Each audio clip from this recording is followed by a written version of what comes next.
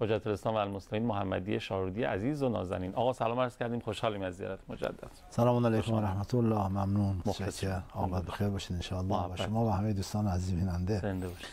اعوذ بالله من الشیطان الرجیم. بسم الله الرحمن الرحیم. الحمد لله رب العالمین و صلی الله علی سیدنا محمد و آله الطاهرین. عرض سلام و ارادت دارم محضر دوستان عزیز بیننده و آرزوی سلامتی، طول عمر، توفیقات فراوان، آرزوی قبولی طاعات، عبادات، آمادگی برای حضور در آن ضیافت بی‌نظیر الهی که یکی از مهمترین لوازمش تفقه هست. از امیرالمومنین امام باقر امام رضا علیه السلام حدیثی نقل شده که مضمونش اینه که انسان برای اینکه به مقصد برسه، به اون کمال نهایی برسه، 3 گام رو باید برداره. الکمال کل الکمال، امام باقر میفرماید همه کمال که همون هدف آفرینش هست در 3 گام هست. یک، التفقه فی الدین، که انسان دین رو بشناسه، مبدا رو بشناسه، مقصد رو بشناسه، راه رو، راهنماها رو، خودش رو به عنوان رهرو، سازوکار حرکت، گردنه‌ها، دستاندازها، پرتگاه‌ها، لغزشگاه‌ها رو بشناسه. این اسمش دینه. درست. دین همین کارا رو میکنه. دین میگه مبدا کجاست، مقصد کجاست، راه کدومه، چاه کدومه، اینا رو بمان. این یک. 2، و صبر علی النائبه، در مقابل سختی ها بردباری به خرج بده. مثل ملت ما که 45 سال صبورانه و با بردباری تمام همه مشکلات رو تحمل کردند و از انقلابشون دفاع کردند. و 3، و تقدیر المعیشه، تو زندگیش برنامه داشته باشه، تو زندگی اقتصادیش برنامه داشته باشه، دخل و خرجش با هم بخونن. به قول سعدی بر احوال آن مرد باید گریست که دخلش باید 19 خرج 20. برنامه روزانش، هفتگیش، ماهانش، سالش، عمرش، جوانیش، همه اینها برنامه داشته باشه. برنامه مذهبی، برنامه سیاسی. ما خیال میکنیم که مثلا شرکت در مباحث سیاسی مثلا انتخابات، خیال میکنیم که یک چیز غیر شرعی، مثلا غیر دینیه، یک امر سیاسی جدای از دینه، ولی اینجوری نیست. هم تکلیف هم حقه. تکلیفی که انسان باید از نظام و از دین و از مرام خودش دفاع بکنه. یکی از راههای دفاعش هم اینه که اون پوز دشمنان دین رو به خاک بماله. آیه 120 سوره توبه فرمود کسانی که گامی برمی‌دارن که دشمن رو به خشم و غضب میارن، خدا به ازای اون گام ها براشون حسنه می‌نویسه. هر گامی که برمی‌داره خدا براش یک حسنه می‌نویسه. خب کسانی که تو این جریان ها گامی برمی‌دارن که دشمن عصبانی میشه، چون دشمن 6 ماه 1 ساله که داره تلاش میکنه که مردم این گام بر ندارن، همینطوره. او عصبانی میشه. او که عصبانی شد، خدا به حساب شما حسنه می‌نویسه. هم حق که انسان از حق خودش بهره ببره و در سرنوشت خودش دخالت داشته باشه، هم تکلیفه که از دین خودش دفاع بکنه، از مرام خودش دفاع بکنه. اینا هم عبادته. وقت اینها نیاز به برنامه داره. برنامه سیاسی داشته باشه، برنامه خانوادگی داشته باشه، برنامه اخلاقی داشته باشه. در همه این ابعاد پس 3 گام برداره: تفقه در دین، صبر و بردباری در مقابل مشکلات و سختی ها، و تقدیر معیشت که زندگیش حساب کتاب و برنامه داشته باشه. بله، انشاءالله که به برکت راهنمودهای شما و مثل شما ما توی انتخابات پیش رو بهترین انتخاب داشته باشیم، انتخاب اصلح داشته. چون صرف خود شرکت در انتخابات که نظر یه امر کاملا عقلانی و منطقیه دیگه. یعنی یه امکانیه که در این مملکت به ما داده شده که آینده رو، یک حق در واقع به ما داده شده که آینده رو در شکل گیری آینده ما سهیم باشیم و دخیل باشیم. و کسی که این کار رو نکنه به نظرم یه کار منطقی رو انجام نداده دیگه. از اون طرف یه تکلیفی است که شهر به عهده ما گذاشته. گذاشته. تکلیف هم که دیگه بله، ما معمولا یا حق یا تکلیفه. حق باشه که تکلیف نیست، تکلیف باشه که حق نیست. ولی اینجا هر دوشه. اینجا هر دوشه. جالبه. خیلی ممنون، دست شما در نکنه. میگم تاکیدم روی اینه که بتونیم انتخاب‌های درست و دقیقی داشته باشیم که اینجوری آینده رو بهتر در یک رقم خواهیم زد. من یاد اون آیه قرآن افتادم که ان الله لا یغیر ما بقوم حتی یغیروا ما بانفسهم. خودمونیم که میتونیم تغییر بدیم شرایط رو با انتخاب درست. کسی قسمتی از زمین ما رو غصب کرده. ایشون، ما که زمین کجا بود بابا، ایشون زمین داشتن، زمینشون رو غصب کردن، حالا ان شاء الله برگرده بهشون. گفتن کسی قسمتی از زمین ما رو غصب کرده، من میتونم از میوه اون به هر شکلی استفاده بکنم؟ غصب کرده، میتونم توش میوه داره میوهش رو استفاده کنم؟ نه، میتونن تقاصا از زمین اونها به همون مقدار زمین خودشون بگیرن، اما اینکه حالا میوهش استفاده بکنه مگر اینکه حساب کنم ببینن این زمین مثلا اجارهش چقدره یا چیز از این قبیل، به میزان اجاره تقاصا از اون میوه ها استفاده بکنن. اما حالا این سوال احکام را اگر به طور خاص از دفتر مرجع تحقیق خودشون بپرسن خیلی بهتره. خیلی ممنونم استاد.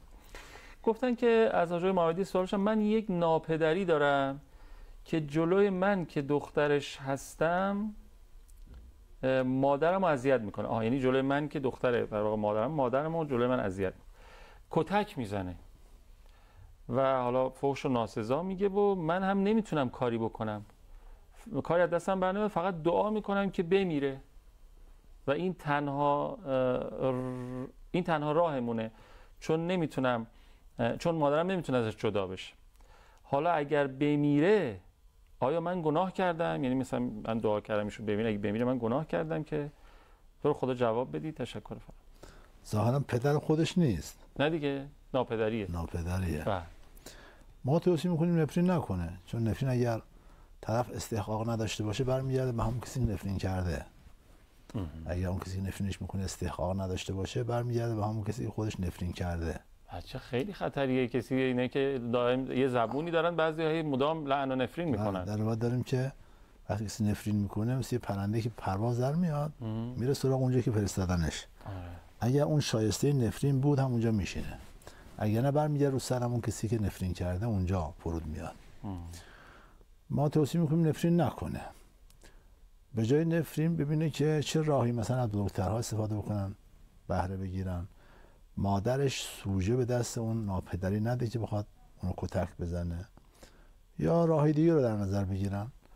بلکه حالا اگه اینا نشد دعا کنن، به جای نفرین دعا کنن، دعا کنه که خداوند ایشونو عاقل کنه، دعا کنه که اون ناپدری عاقل بشه، دعا کنه که اون اخلاقش درست بشه، دعا کنه که خدا راهی براشون باز کنه، خدا این کارو میتونه کنه. معمولا اونایی که دیگه به اینجا میرسن میگن ما یه مدت خیلی دعا کردیم اینجوری جواب نداد، میگه خدا دیگه این بکش ما راحت شیم مثلا. خدا نفرین میکنه دعا هست، اما دعای منفی و دعای مثبت. اینا به جای اینکه بخوان دعای منفی بکنن دعای مثبت بکنن، دعا کنن متو دعای مثبت. حالا به فرض اگر این مدلی دعا کردن، حالا تمام کردن و فردا بنده خدا یه چیزی بشه، ایشون مقصره؟ یعنی باید گناه کرده؟ نه.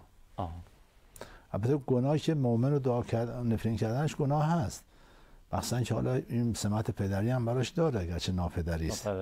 اگه پدر میشد که ما مطلقاً میگفتیم خیر، بدون تردید میگفتیم نه به هیچ وجه. حالا ناپدری انسان این تردید رو داره که مثلا، ولی به هر حال نفرین رو تجویز نمیکنیم، دعا رو تجویز میکنیم. خب عرضم به حضور شما که آیا میشه بعد از مرگ به واسطه دعای خیر دیگران گناهان آدم پاک بشه؟ بله. و اینجوری باشه مثلا آدم بگه آقا 3-4 نفر رو من قشنگ تو این دنیا بهشون حال بدم به حال خودمون، حالا به لحاظ اقتصادی هر جوری هست و اینا رو آماده کنم بسازم برای بعد مرگم، بعد خودم اینور هر کاری دلم خواست بکنم، خیالم راحت باشه، اینا بعداً برای من. از کجا که اینا دعا کنن، از کجا که دعاشون قبول بشه، از کجا که اون گناه با دعا اینها پاک بشه. اینا یه سری اما اگر این شکلی بله، اما اگر زیاد داره. اما اینکه آیا تأثیر داره؟ بله. پدری در جهنم بود، یعنی حضرت عیسی علیه نبینا علیه السلام عبور میشه از جای، دید پدری تو جهنم داره عذاب میشه. سال بعد از همونجا عبور میکردید، اون پدری که پارسال عذاب میشد امسال تو بهشته. پرسید خدا چه اتفاقی افتاد؟ این پارسال جهنمی بود امسال بهشتی شد. فرمود پسری داشت که در طول سال گذشته به حد رشد بلوغ رسید، 2 کار خیر پسر انجام داد. جاده رو اصلاح کرد که مردم رفت آمد کنن. آره. یتیمی رو پناه داد. به خاطر کارهای خوب فرزند عذاب از پدر برداشته شد. پدری که به خاطر گناه تو جهنم بود. مثلا برای فرزند خیلی اینو میگن، مثلا باقیات الصالحات. غیر فرزند هم اگه بخوان کار انجام بدن بی تاثیر نیست. منتها که کسی بخواد با تکیه بر این گناه کنه، نه، اون حتما اشتباه کرده. چون از کجایی که حالا هرچی ببینا که خدمت کنه بعد از مرگ بیادش باشن، میگن حق خودمون بود داده، تازه کم هم دادن، نمیدونم هرچی هم که بخواد بهشون خدمت کنه، چون دلها دست خداست دیگه. آره. به جای اینکه اینا بخوان اونو دوستش داشته باشن، هی دشمنشون بشه. ضمن اینکه خدا هم آگاه به محافظ ضمیره، میدونه نیت تو چیه دیگه. بالاخره تو داری میگن اینا رو بسازم برای خودم، برم اون کنم، این خبرا نیست. برای خدا، برای خدا باید کار کنه. اون وقت بله، اون وقت اونها دعا کردن، احتمال اینکه تاثیر داشته باشه دربارش هست. میگن بعضی اموات ممکنه تا مدت‌ها متوجه نشده باشن فوت کردن. تو این مدت تا بفهمن مدتی زمان میبره ظاهرا تا متوجه بشن فوت کردن و الان کجا چیکار میکنن. میگن بعضی خوبان بعد مرگ خوابن تا روز قیامت، پس بهشت و جهنم و برزخ مال چه کسایی؟ حالا یه سری میگن و گفتن شما ضمن اینکه حالا اینجا من استفاده بکنم تا آقا میشن میخوام پاسخ بدن. ما سوالات مربوط به لحظات احتضار و اینکه مرگ چجوری اتفاق میفته، از کجا بدن شروع میشه و چجوری روح از بدن خارج میشه و عالم قبر چه عالمیه و بعدش برزخ چه عالمیه و بعد برزخ کلا این عالم پس از مرگ تا معاد و اینها رو در ماه مبارک رمضان کلهم 30 روزش رو انشالله در محضر استاد محمدی شارودی عزیز خواهیم بود. سوالاتون رو میتونید خرد بفرستید که ما اونجا دستمون پر باشه. راجع به این موضوع فقط هست برنامه‌مون و میپرسیم استاد پاسخ. بسم الله. بله، این که بعضی از افراد تا مدتی متوجه نمیشن. بله، کسانی که آمادگی برای رفتن نداشتن، اینها تا مدتی فقط میبینه که فرض کن تو ماشین نشسته بود داشت میرفت، تصادف کرد، میبینه که صحنه‌ها عوض شد، اون اتوبان و اون جاده و اونها تغییر کرد، یه شکل‌های دیگه و شکل چیزای دیگه میبینه. تا مدتی متوجه نمیشه. حالا مدتی از این طرف، از اون طرف که مدت به این معنا وجود نداره. اما بعضی که نه، اونایی که در بسترن و حالت احتضار رو درک میکنن و اونا نه، متوجه میشن که دارن میرن و رفتن. بعضیا بله، اونایی که دفعتاً و بدون آمادگی از دنیا میرن، تا این مدت حتی مدت هم که اونجا هستن خیال میکنن هنوز تو دنیاست. از کنار قبری عبور میکردن، دیدن از تو قبر صدای آی خیار میاد، اون خیال میکرد هنوز داره تو دنیا داره خیار میفروشه و اونجا هم داد میزد آی خیار. بله. اینا تا یه مدتی این اتفاق میفته، تا یواش یواش دیگه متوجه میشن که عجب دیگه منتقل شدن به عالم دیگری و حساب کتابی در کار است. نسبت به سوال دومشون نه، اینجوری نیست. اونایی که برزخ ندارن مستضعفینن، کفاری که اینها حق براشون روشن نشده. مثلا بچه 2 ساله از دنیا رفته، پدر مادرش هم کافر بودن، تو برزخ شبیه خواب سپری میشه، بخواد جهنم بره به چه حسابی، بهشت بره باز به چه چیز حسابی. یا مثلا کسی که دیوانه بوده در محیط کفر، یا مثلا در دوران فترت زندگی میکرده، یا در نقاط دور افتاده، مثلا فرض کن در جنگل های آمازون به دنیا آمد و همونجا از دنیا رفت، اصلا نفهمید که دین اسلامی هم وجود داره. حالا اقشار مختلف هستن. اینها برزخشون شبیه خواب سپری میشه، نه تو بهشتن نه تو جهنم. مؤمنین خوبان در برزخ تو بهشتن، کفار و فساق هم تو جهنمن. با این تفاوت که فساق به خاطر گناهشون تو جهنمن و چون جهنم عمله یواش یواش پاکشون میکنه، موندنشون تو جهنم باعث تطهیرشون میشه. ولی کفار نه، چون جهنم باور و ایمانه، پاک کننده نیست. خلاصه جهنم هست، بهشت هست. در واقع اگه بخوایم دقیق تر بگیم، افراد در برزخ به 5 گروه تقسیم میشن. 2 گروه تو بهشتن، 2 گروه تو جهنمن، 1 گروه هم مستضعفن که نه تو بهشتن نه تو جهنم. برزخشون شبیه خواب سپری میشه. در قیامت تکلیفشون با امتحانی که برگزار میشه اونجا تکلیفشون روشن میشه. خیلی ممنونم استاد. خب ما اگر اجازه بدین یه فاصله بگیریم، من دوستانم برگردیم باز بقیه سوالاتی که از طریق 3720 دریافت کردیم از محضر استاد خواهم پرسید. با افتخار بفرمایید.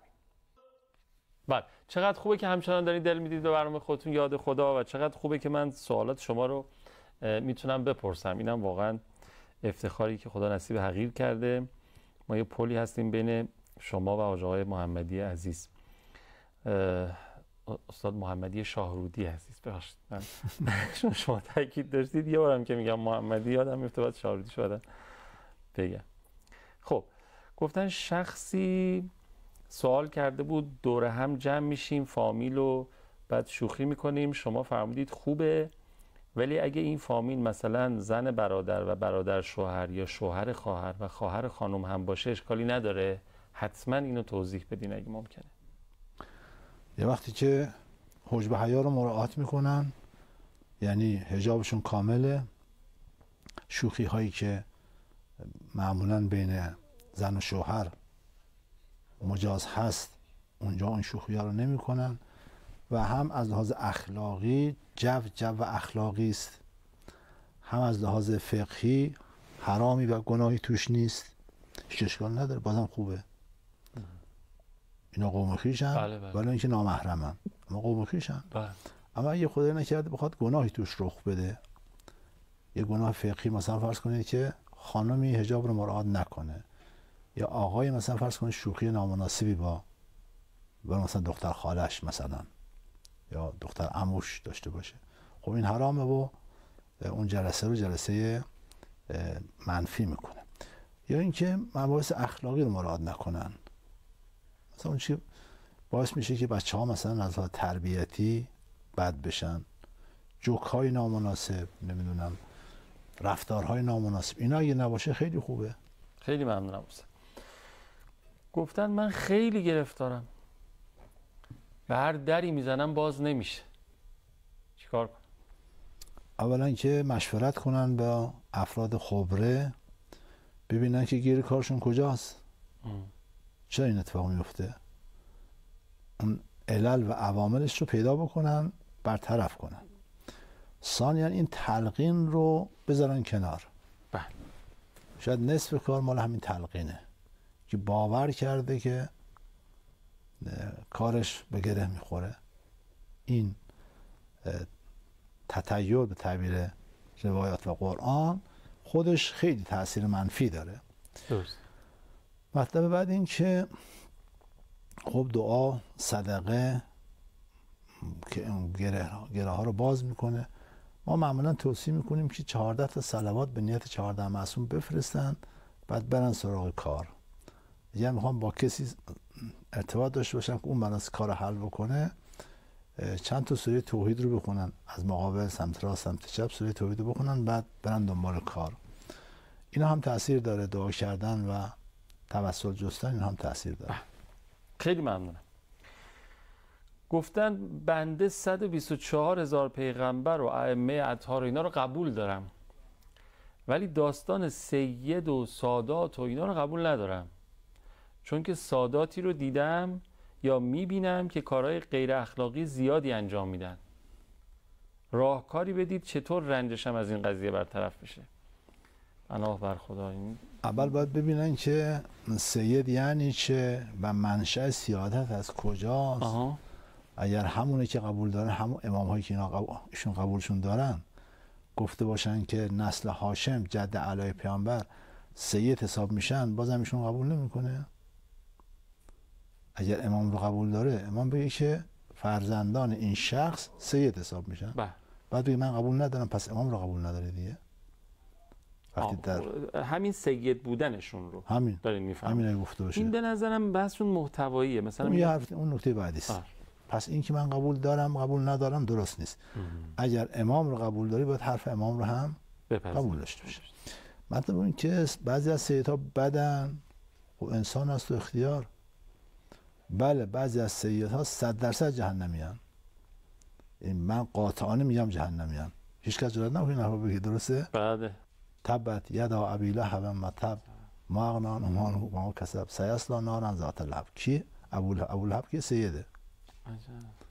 ابولهب ابن عبدالمطلب ابن هاشم سیده، ولی قطعا اهل جهنمه. تازه با این واسطه خیلی کم. آره واسه خیلی کم هست.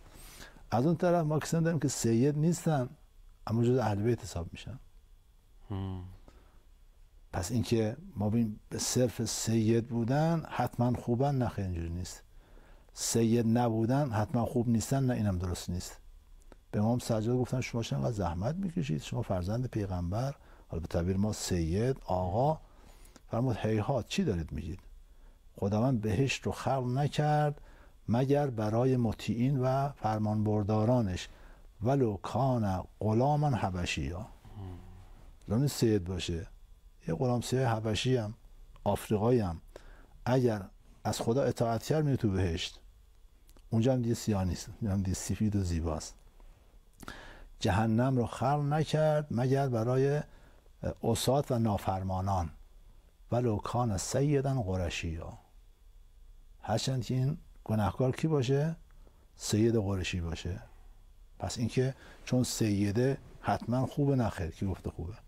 چون سید نیست حتما بده، نخیر کی گفته؟ ملاک برتری آدما به نص سری قرآن اهل بیت تقواست، به سادات بودن، تقواست، ایمان است، علم است، پاکی، جهاد، عبادت، این چیزهاست. نه سید یا غیر. نه این نیست. گیرم پدر تو بود فاضل، از فضل پدر تو راج. نکته بعد این که بله پیامبر فرمودن فرزندان خوب من رو به خاطر خودشون و فرزندان بد من هم به خاطر من احترام کنید. ما نباید بی احترامی بکنیم کسانی که سیدن، ولو اینکه او ممکنه بره جهنم، اما ما حق بی احترامی نداریم. به احترام پیامبر، این به خاطر پیامبر ما بی احترامی نمی کنیم. میگم مثلا یه همسر سید داری باید خیلی بیشتر حواست باشه، بی احترام نکنی مثلا. بله کسی همسر سید باشه باید همسر حواشی داشته باشه. آره اون همسر حواشی داشته باشه. دو طرف هست. ولی کلا حالا من یه چیزی هم که دریافت میکنم از این ماجرا اینه که سادات پس خیلی باید حواسشون جمع بکنن، مسئولیتشون سنگین تره. چون خواه ناخواه خیلی ها اعمال و رفتار اینا رو ممکنه به حساب مثلا اهل بیت اینا امام صادق علیه السلام یه نفر که وابسته بود به اونها، مثلا فرض کن یه مدتی خدمتگزار حضرت بوده، بعد کارهای بد انجام میداد، بهش فرمود که فلانی الحسن من کل شخص حسن و من که احسن لمکان که منا. خوبی از همه خوبه اما از تو خوبتره چون به ما نسبت دادی.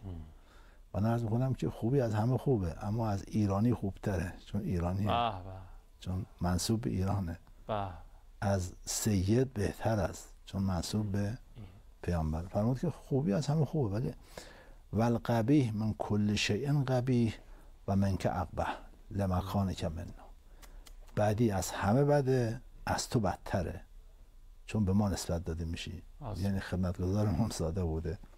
پس خوبی از همه خوبه، از کسانی که به نظام وابسته هستن، مسئولیتی در نظام دارن، پاسدار نظام هستن، کسانی که معمم هستن، خوبی از اینها خوبتر است. اون طرف بدی هم از اینها بدتر است به خاطر اون جایگاهی که دارن، به خاطر اونها. بله این فرمایش امام صادق علیه السلام فرمایش عجیبی است که باید دقت بشه. پناه بر خدا. خیلی ممنونم استاد محمدی شاردی عزیز. خیلی استفاده کردیم. خدا خیرتون بده. عواملی ندارین، محبت دارید، محتاجیم به دعای خیرتون. خیلی ممنونم که تا پایان برنامه خودتون رو تماشا کردید. مراقب خودتون و خوبیاتون باشید. 3720 جایی که ما این سوالات رو دریافت می‌کنیم و هر چی دوست دارین. 162 هم شماره عمومی سازمانه که اظهار نظر می‌فرمایید. خیلی لطف می‌کنید اگه این کارو بکنید ممنون شما میشم. 162 و اینکه صفحه ما هم در فضای مجازی توی پیام‌رسان ایتا مثلا فعاله. اونجا صوت فرمایشات اساتید رو آقای حسین زاده عزیز بارگذاری می‌کنن و اگر احیانا از دست دادید برنامه اونجا میتونید دریافت بکنید و احیانا متن و یا قطعاتی از تصاویر برنامه هم همینطور. التماس دعای فراوان یا